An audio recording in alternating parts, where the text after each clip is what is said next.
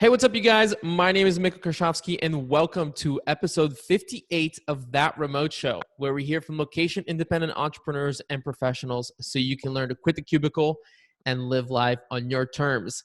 Today is a Deep Dive Thursday, which means that instead of hearing the story of a digital nomad or online entrepreneur, I get to take a deep dive into a topic or current event related to the location-independent scene.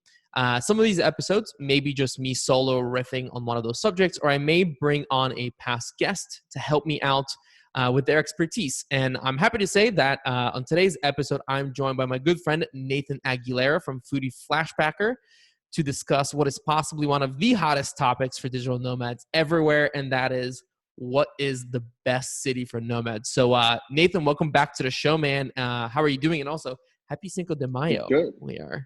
Oh yeah, happy Cinco de Mayo too. There you go. I'm good. Thanks Cinco for de having me Drinko. back on. Absolutely. Thanks for having me back on. Yeah. It's always a pleasure. Are you drinking my favorite beer or no? I am. I'm having Petito IPA. For those of you who don't know, it's Go the ahead. best. It's so good in Mexico, in Merida, Petito. It's like a brewery and it's phenomenal. It's so good. Well, also, I think I've told you it's a bit of a flex to be sitting on Merida drinking beer right now because they've initiated dry law. There are no alcohol sales. Oh, that's right. Yeah, you told me. And like you found out about it a little bit early. We won't go into detail how you had a flex to know this law was coming to pass, but you bought like a ton of it, didn't you? Yeah. I stocked up, but yeah, right now alcohol is pretty hard to come by in Merida. It's a golden egg. Oh my goodness, that's funny. Well, okay, so the way that this is going to work, as you guys can see, first of all, for those of you that are watching this on YouTube, this is our first video episode, so very excited about that. You guys get to see my awesome background. I am putting together, like I told Nathan before we hit record, a video studio, so hopefully that's going to look a lot better in the future, but the way this episode is going to work is that both Nathan and I have written down our personal top 5 favorite cities as digital nomads. I don't know what's on Nathan's list, and he does not know what's on my list either. So we're going to start from number 5 and work our way up to our number 1s. So essentially covering 10 locations. We could have some that are the same, that are in different numbers. We'll kind of talk about it.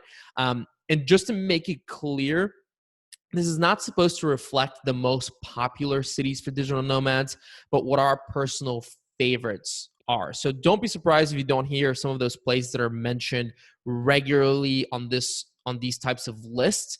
But I'm so sick of those lists that I want to do, hey, what's your personal favorite? What's my personal favorite? So this could totally be something where like you had a really great experience in a city that might not make any list, right?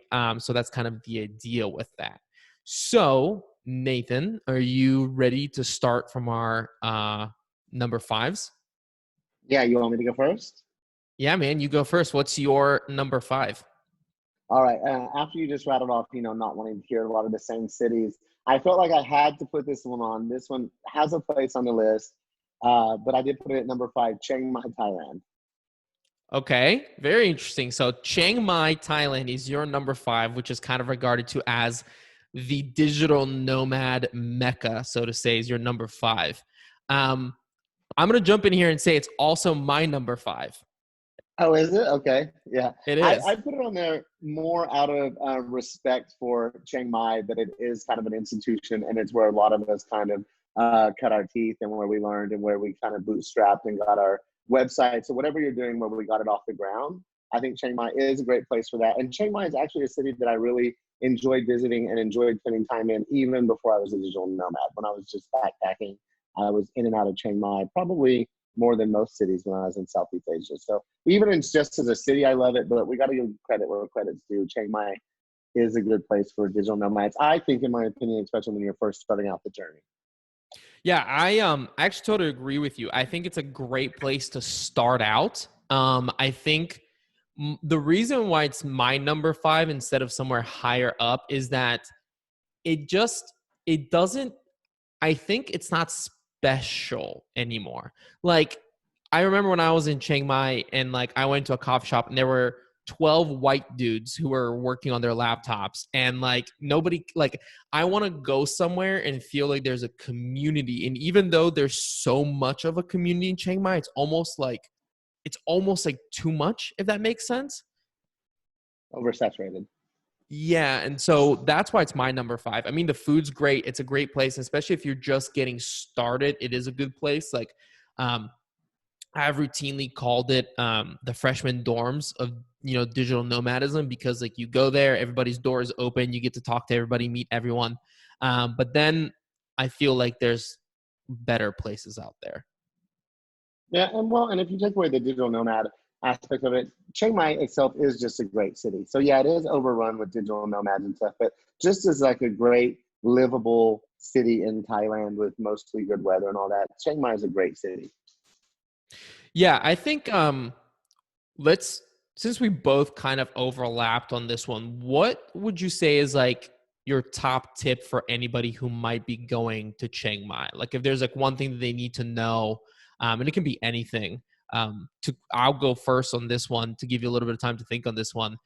My favorite thing in Chiang Mai to this day still is one restaurant that's Khao Soi Mai Sai, which is kind of in the northern part of the city.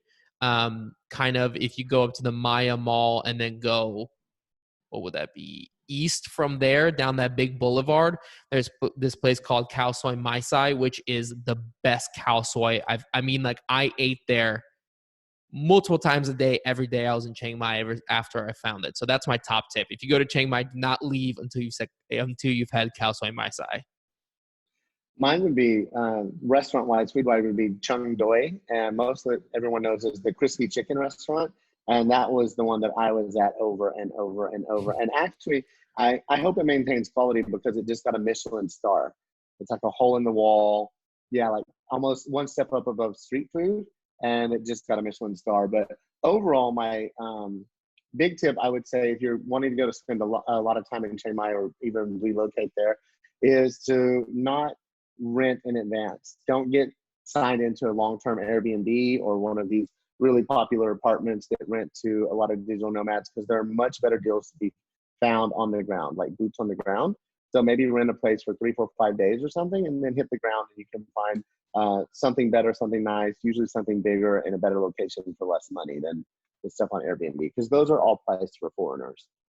Yeah, that's a great tip. I mean, when we went there, we had an Airbnb, but then we found very quickly there's tons of like options. Like you said, when you get there on the ground, you can find a lot of good apartments.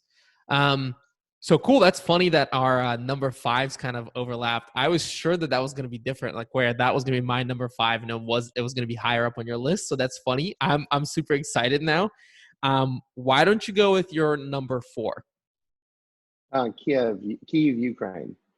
Okay, a city I've heard a little bit about, but never had the pleasure of going. Why Kyiv?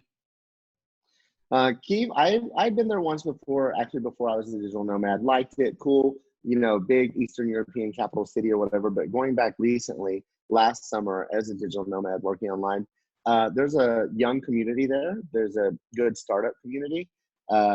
A lot of them are English speaking, really, really smart people doing really interesting things. The city's big. It has a lot of things going on, interesting bars, clubs, restaurants, nightlife is amazing, also affordable, and pretty well located. There's a lot of Ryanair flights. So it's if you're going to be there for an extended amount of time, you can explore Europe from there pretty cost effectively. Yeah, I've never had the pleasure of going there, but I have heard a lot of good things about Ukraine in general. I know there's also, not to throw in like bonus cities already, but I've heard really good things about Lviv. I've never been there, but have you been there? Yeah, that was the one I went back and forth if I wanted to do that one or the other one, because I love Lviv. It's amazing, but it is quite a bit smaller, and I didn't spend more than maybe 10 days there. I wonder if I spend a longer amount of time there, if I would get a little stir crazy in Lviv, which is why I say Kyiv, because Kyiv is the capital. There's so much to do. I mean, it's like, a big capital city. I don't think you're going to run out of things to see and do as quickly as you would in Lviv, which I actually for shorter visits, I would probably say Lviv, but for Mhm. long term and to base or to spend a larger amount of time, Kyiv. What are some of like the prices in Kiev? Like, from your experience, this doesn't obviously doesn't have to be like exact numbers or anything like that. But what can somebody look at in terms of like their budget? Like, what can you get in terms of an apartment price? What is your like daily budget for food? That sort of stuff. My apartment, I was there for a month off of Airbnb because, uh, I didn't know much about Ukraine or Kyiv in general. So I went with Airbnb. I paid about $500 for a nice apartment. And I think I was on like the 15th floor. The building had security, everything else. Nice, secure building, very modern, TVs and everything all over the place. About $500. And, beer is like $2 to have a nice meal is $8 to $10. You can definitely find stuff on the streets for cheaper, $2, $3 for a meal or whatever. But we'd go out and spend 8, 10, $12 to have a nice meal in a restaurant, a couple bucks for a beer. So could you say that like somebody could get by comfortably in Kiev on about like $1,000 a month? Like, I mean, obviously maybe you're I, not balling out, but yeah, I think for 1,000 to 1,200 bucks a month, someone would be fine. that's great. That's a good spot. And it's in Europe, like you said, so you can pop around to a lot of places in Europe. That's great. Anything else that you want to mention on Kiev before I move on to my fourth? I think when we were in Kyiv, we were really impressed that Ukrainians are wanting to identify, especially from that part of Ukraine, as more European than Eastern European. So there's a big push for them to be seen as more European. And also, we were really impressed how you never had to have cash for anything. It's more set up than most countries. Even the like 20 cents that you pay to use the metro, we were able to swipe our phones and use Apple Pay for this little 20-cent thing. But everywhere we were able to get around, and you would hit the ATM and 3 days later still have all that cash. Hmm. What do you Very mean modern. by they wanted to be viewed as European versus Eastern European? Like, how did you see that coming across? Conversations with local people. They're very much they're wanting to have a European identity and not former Soviet Eastern European identity. Hmm. That's interesting. Huh. Was there like anything like did you see it not just in the conversations, but I mean I guess like the modern approach to money that you mentioned is kind of a a showing of that, but was there anything else that you were like, oh, okay, they're really putting, their money where their mouth is kind of thing? Well, I mean, I love some of the infrastructure, especially they have some of the fastest Wi-Fi. From that setup, Mhm. it was nice, the technology perspective. But yeah, just how technologically advanced they were. Hmm. Very interesting. I haven't heard of that before for Ukraine, especially. So that's cool. Interesting to hear. Okay, my number four is a place near and dear to both of our hearts, and that is Merida, Mexico, is my fourth. Um, Okay. and the reason why I went with Merida, I was kind of thinking about this one, is because, well, not that I didn't think about any of the other ones, but you know what I mean, is I think Merida had an amazing community, and Sarah and I both had so much fun in Merida. Um, Obviously, so much stuff to do, so much great food and bars and everything like that. But the reason why it was lower on my list is because I felt like there wasn't a central community hub in a way to say. Like there are no co-working spaces. There's one that we found, but it was crap. Maybe there's like we've talked about that. Maybe there's like another one popping up, but we kind of don't know. There's a few really great coffee shops, but to me, it really lacked. Even though there was a really good expat and digital nomad community there, um, in a social sense, I didn't feel like there was that reflected in like a, hey, let's all go to the co-working space and like, work and that sort of thing. As somebody who is currently in Merida and who showed Merida to us, what do you think about that? Yeah, I agree. And they're trying to get more of that. I don't use co-working spaces maybe as much as a lot of people do. I'll work with a couple of 2 or 3 friends from a cafe or something like this. But yeah, there's a push for it. And we had found one that some of us were starting to use right before quarantine. Yeah, I think in that area, Merida could improve, but you'll probably see Merida on my list. That's cool. Yeah, I think that's what was so exciting about Merida is that there's already a community there. So imagine what's going to happen when a few of these infrastructure pieces get put in place, like a co-working space. It is nice that they have, and we can talk about this more if it gets to, I'm guessing it's higher up on your list. Yeah. But I think it is interesting if, I mean, they already have this like public Wi-Fi option in some parts of the city that I saw. If that gets expanded, it's not like 2 megabytes or whatever it is. That would be really great and be very helpful as well. But since I'm guessing this is already, like we said, already on your list, why don't we move on to your number 3? All right. Bucharest, Romania. Okay, interesting. Why Have you been? Bucharest? I Um, love Bucharest. I have been, however, only for a very small amount of time, and I can barely count it as being there because I kind of almost drove through it. So no. Oh, yes, yes. You told me that. I love Bucharest. I almost based out of Bucharest. I was considering moving to Bucharest at one point, and I would go spend about a month at a time in Bucharest, 3 or 4 different times. Big Eastern European capital city, but not too big where it's, skyscrapers and overwhelming things like this. Very affordable. Same thing with being a capital city in Eastern Europe, well connected with Ryanair and budget carriers. So it's a good base to explore the rest of it.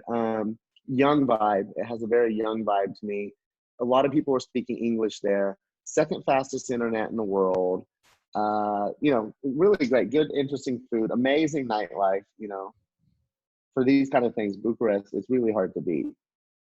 And it has a very nice architecture, doesn't it? I know people refer to it as like the small Paris or something like that. Yeah, the Paris of Eastern Europe. The Paris of Eastern Europe, yeah, which I kind of, Mm-hmm. obviously not having been to Bucharest, I don't know how much my opinion is valid here, but I think there's maybe 1 or 2 cities who could, I don't know, kind of win that award over Bucharest, but I don't know. But yeah, it has beautiful architecture from what I've heard, and it is a big city. Like, it's a pretty large city, so you'd imagine a lot of the infrastructure and the things that you want are there. Geographically, it's large, but like I say, it's a big city, but it's not like skyscrapers and things like this. Hmm. Geographically large, but not big in an intimidating sort of way. Would you get my one thing with Bucharest and more generally with like Romania is it's not, I guess, like you can go to Bucharest and then you are connected with everywhere because of the airport. But if you wanted to take like a weekend trip somewhere, as somebody who's driven on Romanian roads, that's quite an adventure for you to be undertaking. So did you get to bounce around a lot in Romania, or did you just stay in Bucharest? And if you did stay in Bucharest, did you feel like it was a place that you could spend a long period of time on, or like would you kind of do 3 months and then be like tapping out because you kind of it kind of ran out? I didn't get to see quite a bit of Bucharest. I went there on 2 different press trips, 2 different like 7 to 10 day long press trips. So we Hmm. explored a lot of the area, and then I spent 6 weeks living in Cluj, Romania, as well. And we took a week-long road trip from Bucharest to Cluj, stopping along the way and staying in different towns every night. So we didn't have a lot of problems getting around Romania driving. We did have a baby bear run in front of our car on our road trip. We were like in the mountainous area of Romania, and a real life legitimate bear ran in front of the car, which was kind of interesting. But other than that, it wasn't too bad getting around. And I've spent extended amount of times in Bucharest, and I didn't get tired of it. It's big enough that I like to go out. I'm pretty social, so tons of different bars, restaurants, wine bars, interesting places to go to like that. Yeah, I So I mean, didn't get tired of it. yeah, our friends Ian and Caroline, they went to Bucharest and they had a lot of really good things to say about it. They both really liked it. They both said kind of like you, they'd like to go back and that they could see themselves even spending an extended amount of time there. So, yeah, that's great. And they have a pretty big airport. I've seen the airport from the outside, but I haven't been actually in the airport. How is the connections to Bucharest? Are there lots of It, them or? Yeah.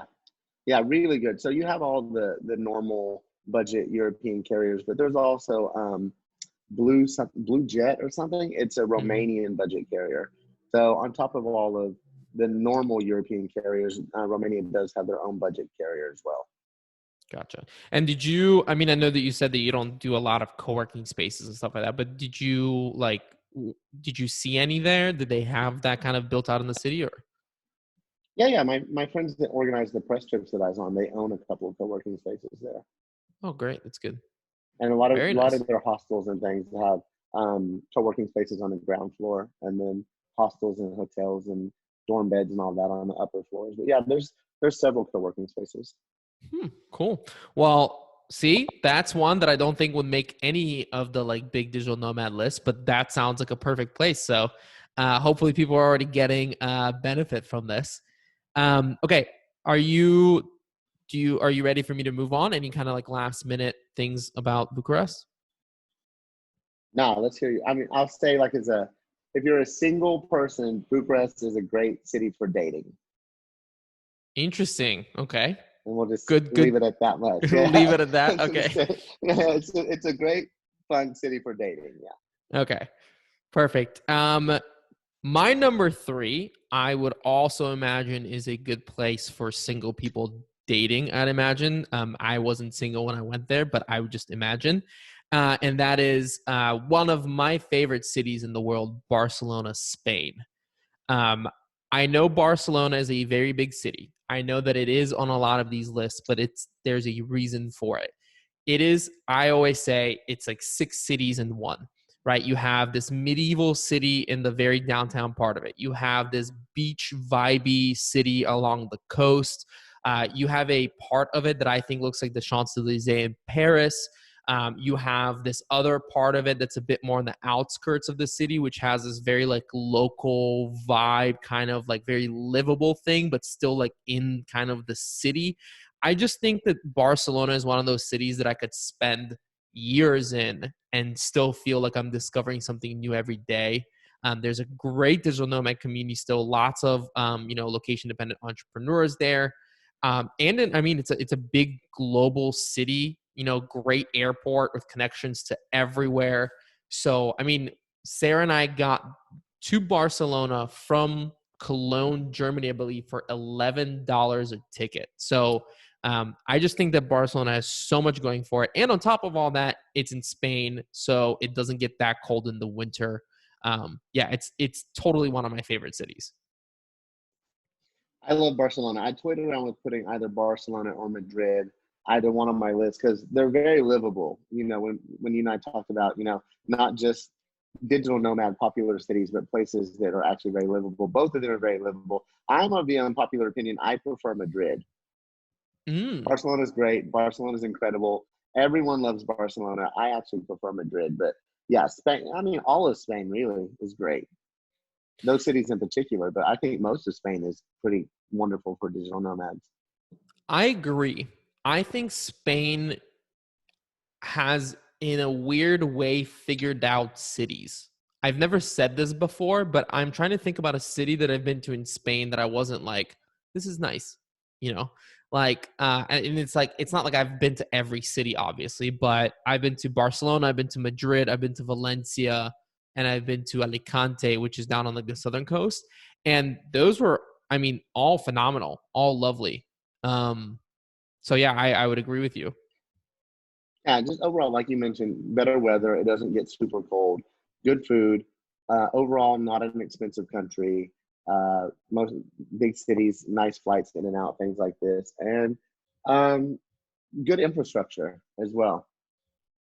Yeah, and they're doing a lot of cool stuff around like urban living there as well. Like I know they have tons of these streets where cars aren't allowed, so you can like, Yeah. you can like walk around way more. So yeah, I think Barcelona is, and it's, I think one of the nice things about it being a large city, but one that is still a bit on the inexpensive side, is that you do get lots of people who have, if you're somebody who is, for example, you got started in Chiang Mai, your business started out there, you launched it, when you were bootstrapping, and now you're kind of like looking to like interact with people who are, you know, um, their businesses are, you know, kind of like older, a bit more established. I think that's a great place that I have found that a lot of those people hang out in. So yeah, I love Barcelona. It's one of those cities that gives me the fizz, as I always say, and people don't know what that means. And it's just, I can't tell you what it means. It just feels good. The city feels good, you know? Yeah, but a lot of people that live in Barcelona, have you seen the tourists go home spray painted all over the buildings? No, I have not. Yeah, I think a lot of people that live in Barcelona aren't super excited about tourists.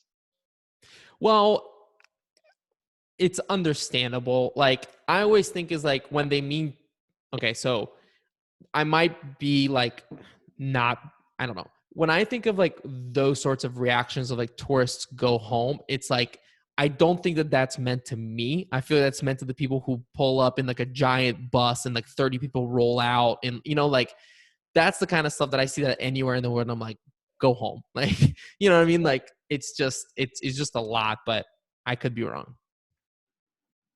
Yeah, I wonder if they would differentiate.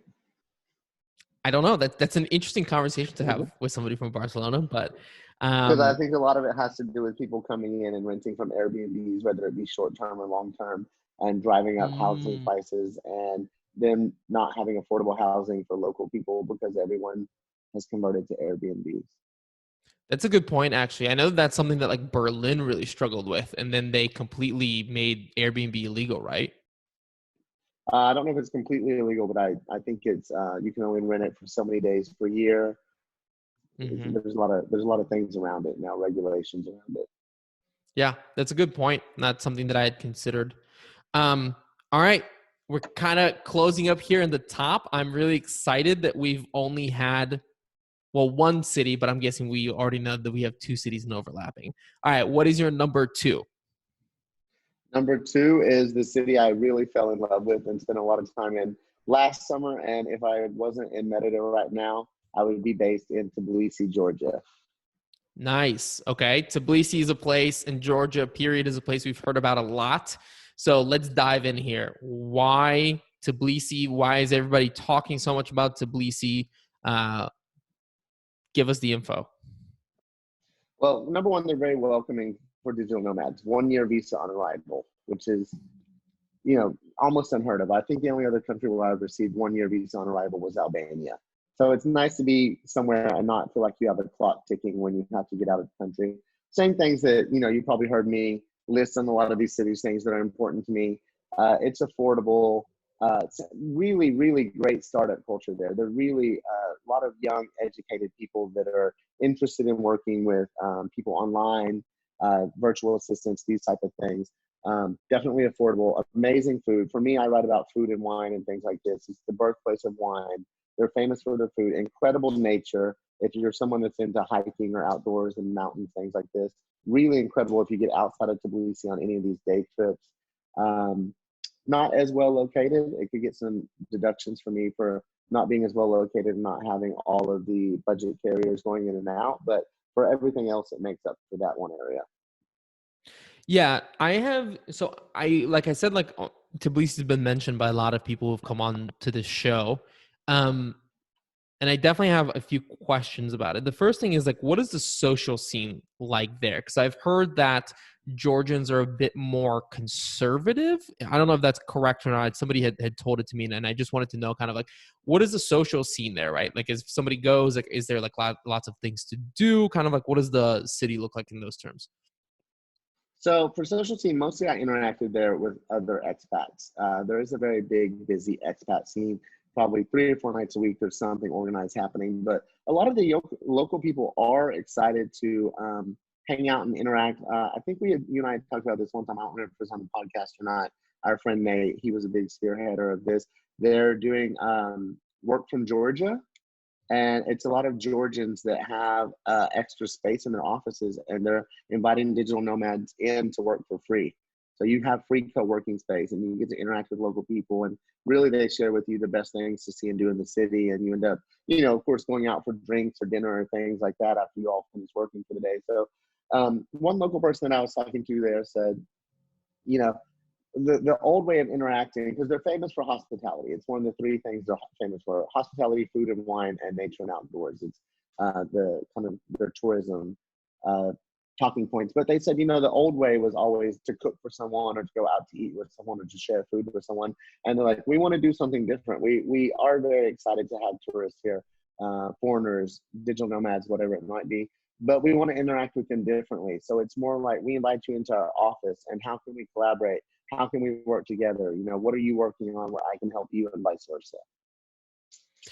Yeah, if anybody's at all interested, check out the Anthony Bourdain on Georgia. I don't know if you've seen it, but it really drives home the whole like hospitality thing and like kind of like their culture. And it's a really good episode. I mean, Anthony Bourdain,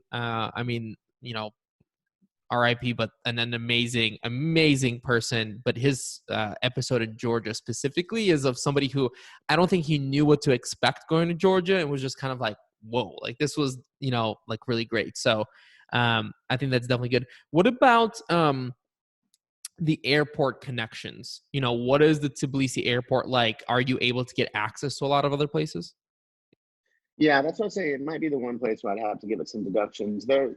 It's serviced by some big carriers. I flew Qatar when I was going in. So there are some big carriers, but actually you have to go to Kutaisi, which is about, I think, 2.5 hours away out of Tbilisi for a lot of the budget carriers. That's where Ryanair is scheduled to start flying into Kutaisi and things like this. So yeah, there are some, but you're going to be flying on bigger national carriers. And I wish they had more budget carriers in Tbilisi. And I'm still in some of those groups, and I see that they say that they're supposed to start launching routes into Tbilisi, but I don't think they've done that yet. Gotcha. That's one area where it could improve. I think really incredibly affordable place, though. One of the cheapest countries in Eastern Europe. Yeah, I think I'd love to hear a little bit more about the cost there, but I think in terms of maybe where it lacks connections to some of those more popular places, one of the things I've been thinking about is that there's that section of Asia where it's like, I know Georgians say that they're in Europe, but I won't get into this discussion because I know Georgians are very heated about this. But if that part of the world, you have some pretty interesting countries that I think are really speeding up. There's a lot of very interesting things happening in places like Armenia, from what I've heard of. There's lots of those countries in that part of Asia, where there's like lots of forward momentum going on, and it could be an interesting connection to those places. Maybe it's not the best place to go to, like Thailand afterwards, right, or something like that, but it is a sort of a connection to another part of the world there. But tell us a little bit more about the costs, like you said. Can you kind of like give us like a little bit of like a budget, like what people can expect to spend there? Yeah, so my apartment, nice modern apartment, walk-up building, no elevators. Those weren't super popular there, but I paid $400 a month for a modern apartment in one of the better neighborhoods in town. Definitely, food and wine is incredibly affordable. We would go out, and me being a food blogger and myself, and then my friends that are based there are food bloggers as well. We would cover the table in food, and just liter after wine. At the end of the night, it'd be like $10 or $12 per person. And you couldn't see the tablecloth for the amount of food we had hit the table. And so food and wine, definitely affordable. Living expenses are affordable. I'm trying to think of anything that I found to be expensive wise. It's an incredibly affordable country. Yeah, I think whether or not Georgia is actually in Eastern Europe or it's in Asia, that doesn't matter. The truth is that they are very Eastern European in their culture, and I mean that in the best way possible. I'm Bulgarian, born in Bulgaria. I spent a lot of time in Bulgaria. How many times can I say Bulgaria in 1 minute? But their culture is very similar in the hospitality way, the way that we interact and we hang out. There's actually a big Georgian community in my hometown, and I know there's a lot of similarities there. So I totally believe that. What, again, do you think that people can live in Georgia for like what would be like a budget in terms of like is it like $1,000? Can you do it for $800? Like, what do you kind of like a ballpark range there?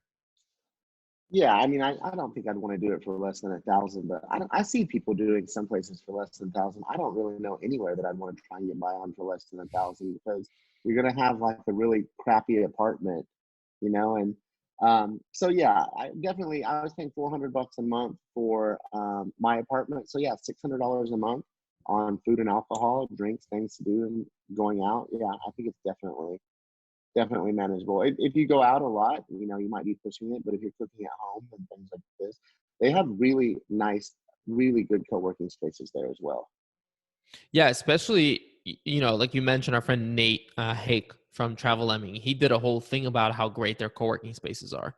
And so, yeah, it's definitely on my list. I was supposed to be going this September, but obviously who knows if I'll get to go or not, but cool. Any last words on Tbilisi? For me, I don't know if it would be a year-round destination. I don't know if I could stay in Tbilisi year-round because they do have pretty bad winters. But I think I could probably spend half a year, 6 months a year based in Tbilisi easily. Kind of like The the summers there are European summer gorgeous. months. Yeah. Yeah, the summers there are gorgeous, and if you enjoy hiking and getting outdoors, the weather is absolutely amazing for that kind of thing. But I don't think I'd want to be most in anywhere in most of Europe for the winter. Yeah, I agree. I feel that one.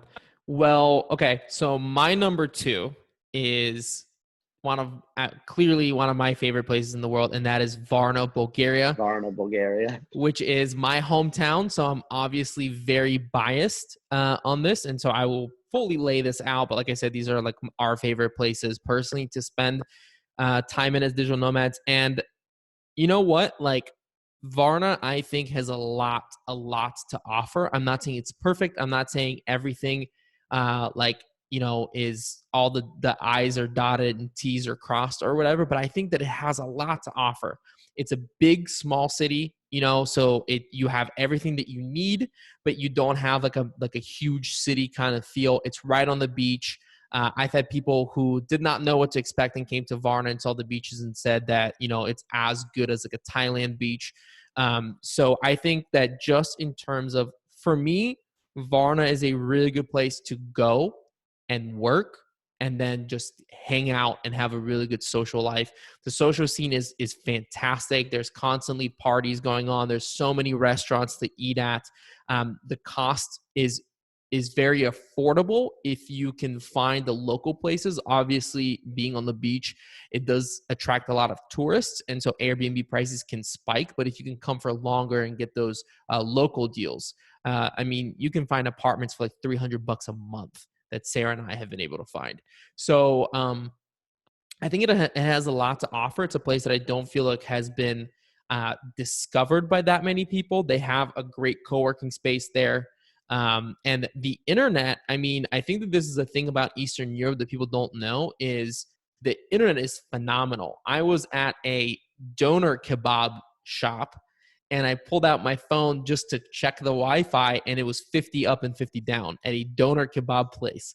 So I think it has a lot to offer. And I think that people who maybe want to avoid those really big, crazy digital nomad centers like Thailand and Chiang Mai, but still want that beach experience in the summer, still be really close to a lot of other European cities.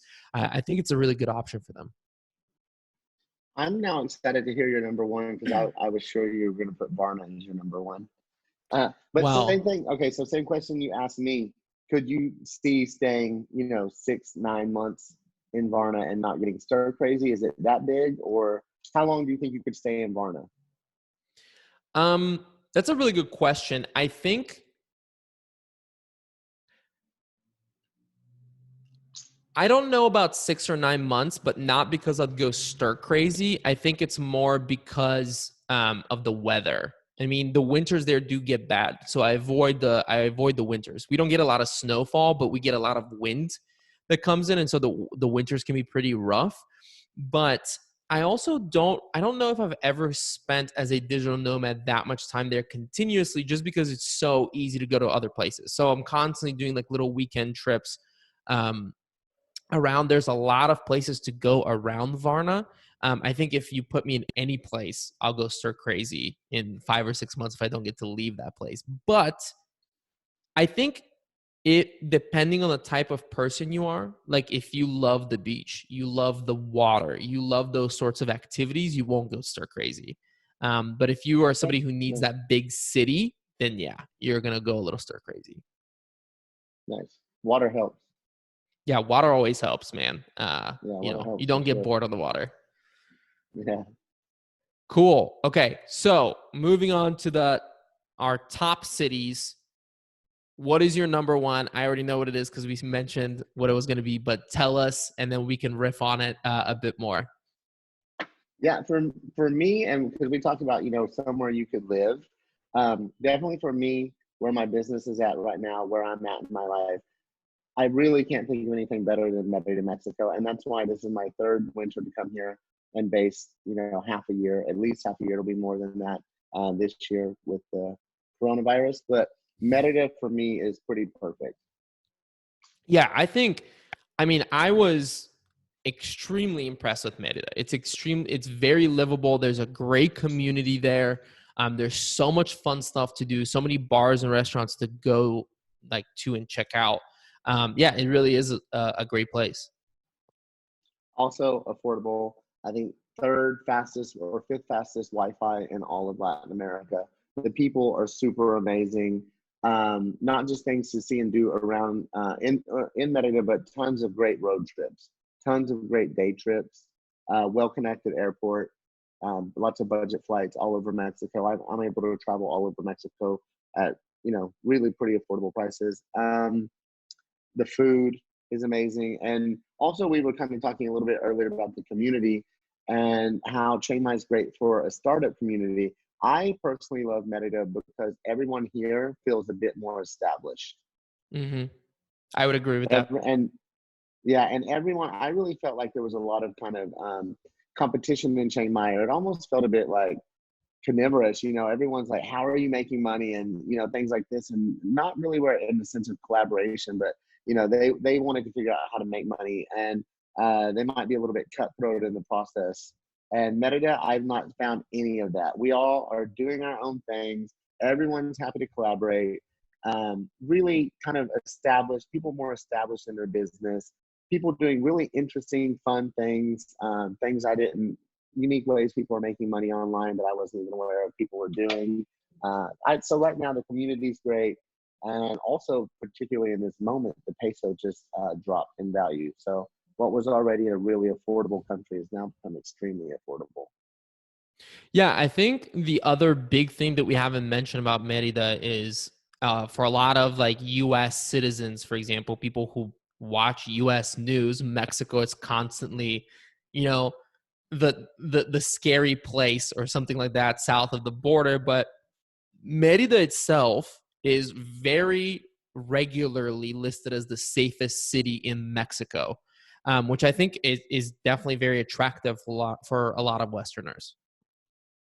Yeah, and also from a digital nomad perspective, if you're an American, basing yourself in Europe or Asia, your time zones are wildly different. But I'm on the same time zone as my hometown, living here in Merida. Hmm. So any American person that has to deal a lot with clients, you're going to be, if not on the same time zone, plus or minus like 1 or 2 hours maximum. So it's great for living abroad, and especially lower cost of living and things like this, but still being able to be on more or less the same time as your clients. Yeah, I mean that's why Sarah and I decided to go there this January. We call Jan Feb. That those first 2 months of the year, because the previous year we did Asia and it was just so difficult with clients and stuff like that. And this year we wanted to go somewhere warm and escape the winter, but still be on the same time zone. And so that played a very key role for us in choosing Merida. I will say that the one negative to Merida that I have, and this isn't a big one, but it is something that I started to feel, is the absence of a beach. I know that Progreso is not very far away. It's about 40 minutes away, but there is. So, if you go to a place like Playa del Carmen, for example, the beach is like, it's a part of the city. Now, Playa del Carmen has a lot of, problems that, we can talk about as well, which is the reason why we went to Merida instead. But that is like one thing that I was like, the weather is always so lovely. And I just kept wanting to walk down the like boulevard, and just see the ocean right there. And that is something that I started missing after a little bit, but again, kind of like a small thing. You're surrounded by lots of beach towns, but something to kind of consider. Yeah, probably though, if we were that much closer to the water, we wouldn't have these affordable housing prices. That's a good point, actually. Yeah. Yeah. Cool. Okay. Any last comments on Merida? Well, I'm just a fan. I'm a huge fan of Merida. I think that it's starting to get a lot of attention lately. It started showing up on a lot of these lists. A lot of people don't. A lot of the people here are encouraging people to quit talking about Merida. They don't want more people coming here. They think it's fine where it's at. But I'm pretty crazy about this place. I will say right now, this time of year, it is extremely hot. So if I had to drop it down, I've never been here this late in the year. This is the latest I've ever stayed. So the heat is pretty oppressive at the moment, but these houses with pools are pretty affordable. Yeah, because I don't know what the temperature is there right now, but I remember you sent me a screenshot. It was something like 120 degrees Fahrenheit or something like that a week ago. That was the heat index. The high today was 100. Okay. All right. Well, that's still hot, Yeah, it's really hot. All right. My number one is my absolute favorite city in the world, and that is Budapest, Hungary. Okay. It's just, like I mentioned when you said Bucharest, I think Budapest to me feels very Parisian without having that Paris price tag. Or really, I think Paris in the last couple of years has really dropped in terms of safety. But I think Budapest has so much going for it. It's really affordable. It has a perfect mix of Eastern Europe and Western Europe. It's sort of like an introduction to Eastern Europe, so to say, if you've never been. I think, like I said, the architecture is phenomenal. It's centrally located, so you are a quick flight away from just about any, big European city. I also think that there's a great community there, kind of like we talked about with Merida, a bit more established of a community. They have tons of co-working spaces, constantly really cool events going on that you can go at and network and meet some other location-dependent entrepreneurs. And in the summer, a lot of digital nomads do come through there and call it home. So if you're there in the summer, there's constantly people coming through, constantly interesting people that you can meet and interact with. I think the spring and the fall there are actually fantastic. Very pleasant temperature. And the fact that it's a capital city, but that's not that big, does have all the stuff that you need there. I would say the Wi-Fi is great. It's not the most perfect Wi-Fi in the world, but it's very good. You're not getting like 100 down or something like that in a random place. But yeah, it's absolutely one of our favorite cities. Sarah and I have had several times when we've almost, closed on like a year-long rental there or something like that. So yeah, I absolutely love it. It's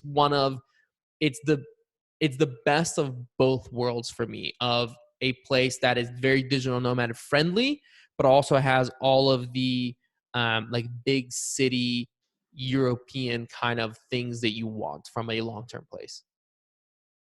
Yeah, Budapest was on my list as well. Yeah, Budapest. And you crossed it out? Main ones. Yeah, it's one of the ones I consider. It's on my list of backup cities. So that's interesting. So why did you cross it out? Why didn't it hit your top 5? I love Budapest. I really do. But I feel like it is one of those cities right now that's very popular with digital nomads. Yeah, so I think I was trying to, my list, I wanted to be places that weren't going to be on the, every list. But Budapest is on all of those lists for very good reason. Budapest is an amazing city. I've been through there quite a few times, and I could see spending a large amount of time there for all the reasons you mentioned. Yeah, and I think their airport it's one of those cities that I think has found a very good mix of being modern, but not removing those interesting old features, if you know what I mean. Like when it's like one of those places where like when you want to see modern, it's there, but when you don't, it's not. Do you know what I mean? Yeah, and I think you see a lot of that in like your housing. Yeah. Yeah, like when you rent an apartment, maybe the apartment's been renovated and it's a bit modernized, but you know the building is definitely older, and you see some of the features of the old buildings and things like this. So I've had some really nice houses there or apartments there that were a great mix of old and new. Yeah, I would say the other things that make Budapest really great is the social scene is fantastic. I mean, you want to talk about a place that has a bar on every corner, or a restaurant, or you know, like a ruin bar or something like that. There's so many things, so many bars to go to, so many restaurants to check out. I know Sarah and I just like stumbled into a bar that then turned out to be on like the list of like the top 50 bars in the world, and it's not that expensive. Budapest is still, I mean, it's going to be more expensive than some of the places that we've mentioned, definitely more expensive than a place like Tbilisi. But I still think for what you're getting, it's quite affordable. Yeah, I love it. Great city. Yeah. And then the final thing that I got to say about Budapest is that it's very unique in that um, it's kind of a Hungary kind of has one city. Like a majority of the population of Hungary, I think, lives in Budapest, with a very small percentage of the population in other towns because Hungary is a relatively small country, but they do have a great countryside. So one of the things that Sarah and I did this past fall is that we actually got to go out into the country, and that was lovely as well. And that was a nice part of Hungary that I hadn't explored before. So yeah, I I have think we went to, is it Lake Balaton? Is that Bala, Hungarian? Balaton, yeah, yeah, the big lake there. Yeah, yeah. That's the only place I've been in Hungary outside of Budapest, and it was gorgeous, really beautiful.